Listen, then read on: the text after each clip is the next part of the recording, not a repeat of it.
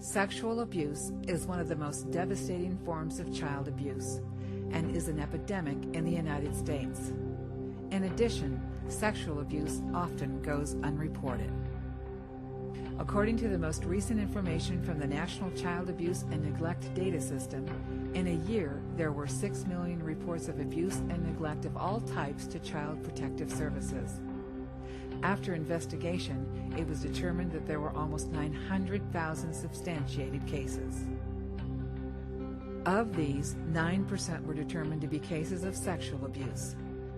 This may seem a small number in comparison to the total, but it works out to more than 80,000 cases of sexual abuse a year, and many experts feel this represents only a small proportion of the actual number of occurrences.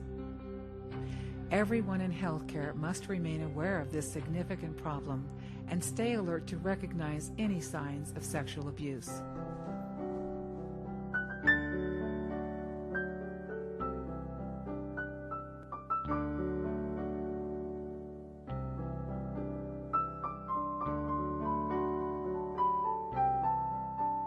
This is the third of 3 programs on recognizing child abuse.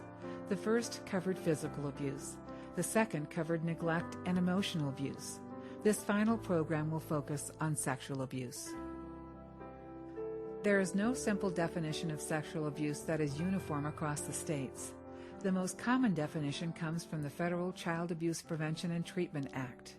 The use, persuasion, or coercion of any child to engage in sexually explicit conduct or a simulation of that conduct for producing a visual depiction or for rape, molestation, prostitution, or incest. To be considered sexual abuse, the perpetrator must be a relative or caretaker, such as a babysitter. If the perpetrator is a family friend, stranger, or otherwise unrelated, the act is considered sexual assault. Sexual abuse includes many types of sexual maltreatment, including incest. Incest is any sexual activity between any family members, not necessarily just blood relatives. It also includes step-parents and unrelated siblings, uncles, aunts, and grandparents. Another form of sexual maltreatment is molestation. This covers acts such as touching, fondling, kissing, or any form of genital contact. Exhibitionism is another form of sexual abuse. This usually involves the exposure of an adult's genitals to a child. Another form of sexual abuse is child pornography. This is using any form of media to photograph sexual acts involving children or children and adults. It's important to note that the idea of consent is irrelevant. No child and no guardian can give consent to making child pornography. Distribution of this material or encouraging a child to view it on the computer or TV is also considered sexual abuse. A final form of sexual abuse is child prostitution. Again, consent is irrelevant. No one can legally give consent to the sexual abuse of a child. The victim of sexual abuse is most likely to be a girl. Girls are 4 times more likely to be abused than boys. Often it is the eldest daughter in a family, though there is no typical ethnicity or socioeconomic level. Victims come from all areas of society.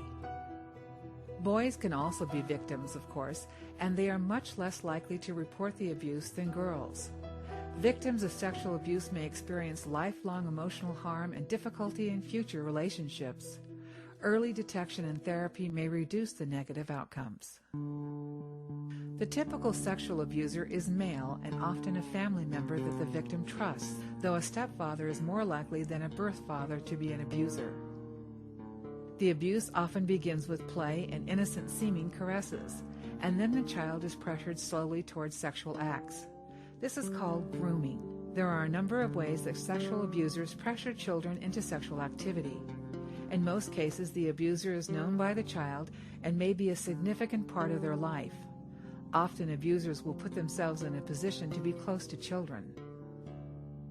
The child can be offered gifts or special privileges over siblings. Do you like dolls? Also, the abuser may attempt to sexualize the child through exposure to pornography. The abuser can misrepresent the abuse as okay and morally acceptable or very common and harmless. Children who have had emotional approval and nurturing withheld can often be enticed by the warmth and contact of someone they trust. Victims are often pressured into silence by having the abuse described as a special secret between you and me. The abuser often threatens that any privileges will be lost or taken away if others find out. Abusers play on the fears of children, fear of breaking up the family, fear of harm to a parent, pet, or themselves, fear of abandonment, or fear of being blamed for the abuse.